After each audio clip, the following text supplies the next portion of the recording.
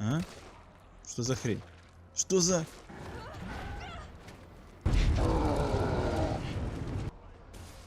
А дробовик мой где?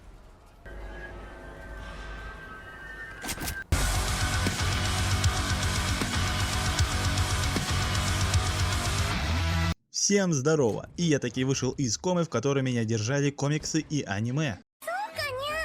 И сегодня мы выясним, смогла ли новая часть самой живучей франшизы игр в мире удивить и оправдать ожидания игроков и любителей менять персонажей на всякую всячину, начиная от одежды, заканчивая паровозами. Эй, погоди, а может сначала на вторую часть сделать обзор? Что-то душно, открой окно. Ага.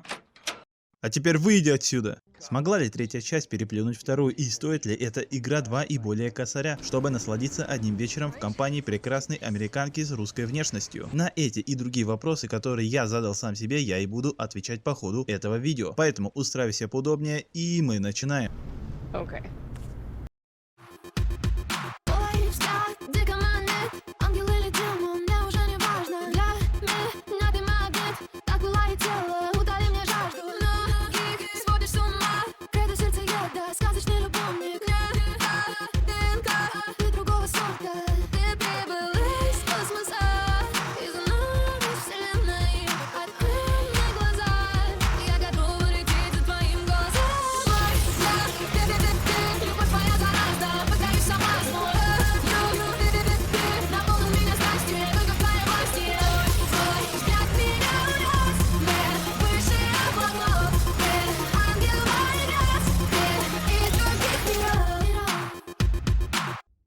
Стартует игра с того, что в хорошем смысле слова одинокая и сильная девушка с явно модельной внешностью просыпается одна в квартире. Хотя, определяя уровень бардака вокруг нее, я понимаю, почему она одна.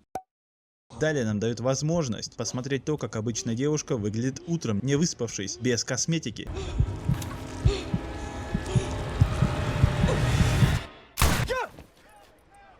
К счастью, все это оказывается лишь сном главной героини, и игра длится дольше 4 минут. И нам показывают уже в деталях и нормальном цвете новую Джилл. И лично я думаю, что выглядит она довольно-таки няшно. Особенно для человека, спящего за столом. Снова бродя по холостяцкой хате, но уже от третьего лица, внезапно звонит телефон. Hello? Галочка, ты сейчас умрешь!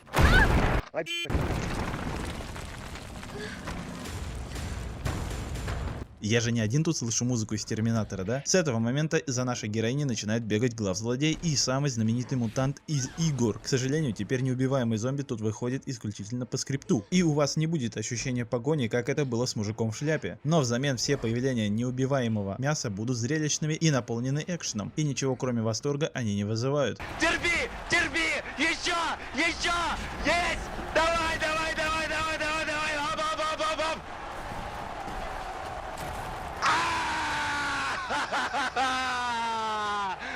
Вот это да!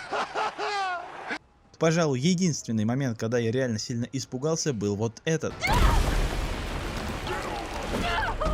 Также отмечу, что озвучка у Джилл на самом высоком уровне, особенно если закрыть глаза и вслушаться, то можно вполне оценить проделанный труд актрисы.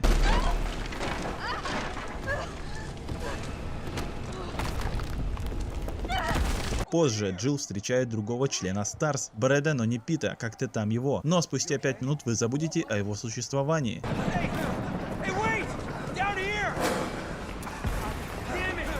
И так как зомби-апокалипсис только в самом начале, то по городу пока еще летают вертолеты и цепляют все еще живых жителей уже мертвого города. Почти добравшись до вертушки, внезапно он взрывается практически перед носом у Джилл. И на протяжении всей игры данная особа будет демонстрировать нам невероятную прочность своего тела, либо падая с огромной высоты,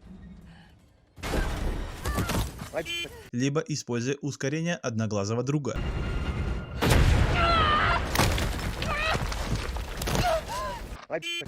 Поняв, что мужик в мусорных мешках просто так не отцепится, Джилл решает взять быка за рога и демонстрирует нам то, что физика в Форсаже не работает. Минуточку! Будь добры, помедленнее. Я записываю. It's my turn, bitch!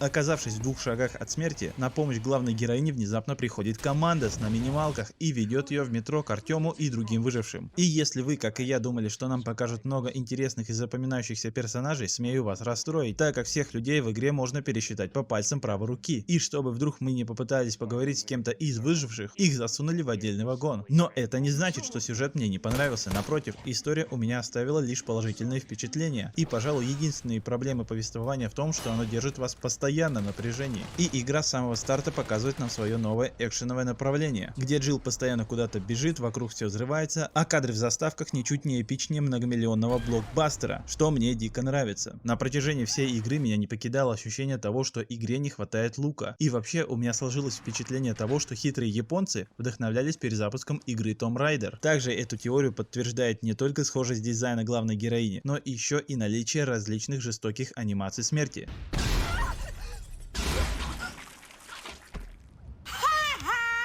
Геймплейно, как я и сказал, игра сильно сменила вектор направления, и теперь вместо ломания головы над загадками, а также поиском ключей и разных предметов в узком пространстве, где за тобой всюду следует долбанный терминатор, ты будешь лишь смотреть на крутой экшен, и иногда в заскриптованных сценах перед Джилл будет выскакивать немезис, от которого нужно будет либо убегать, либо стрелять в него, либо и то и то. По сути, всю игру вы будете сражаться только с одним боссом, который постоянно меняет свой облик и повадки. И если Лысый из 2-го Резидента показывал нам, насколько он серьезен на протяжении всего времени, то Немезис в 3-й части где-то на середине игры превращается в огромную собаку, которая особо никакого восторга или ужаса не вызывает.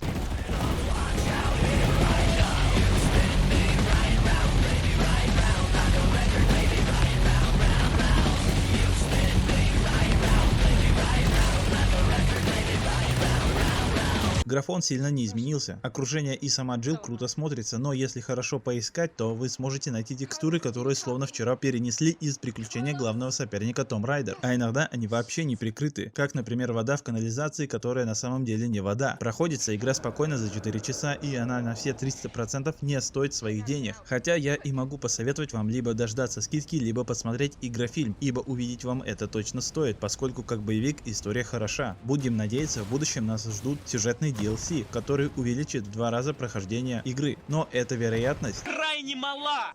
Подводя итоги, скажу, что новый Резик — это нифиговое кинцо, которое может соперничать по кинематографичности с такими фильмами, как Алита, Командос и Uncharted 4, на которые я все хочу сделать обзор. Нужно больше подписчиков. И новые приключения неуязвимой женщины получают от меня 7 из 10, и я, пожалуй, добавлю 1 балл за симпатичную главную героиню. Всем большое спасибо за просмотр, всем удачи и помните, если у противника щупальца, лучше бежать без оглядки. Чего? И все, что ли? Ты сам нарвался. Это издевательство. Цветные изображения, заброшены в пыли, и волны напряжения.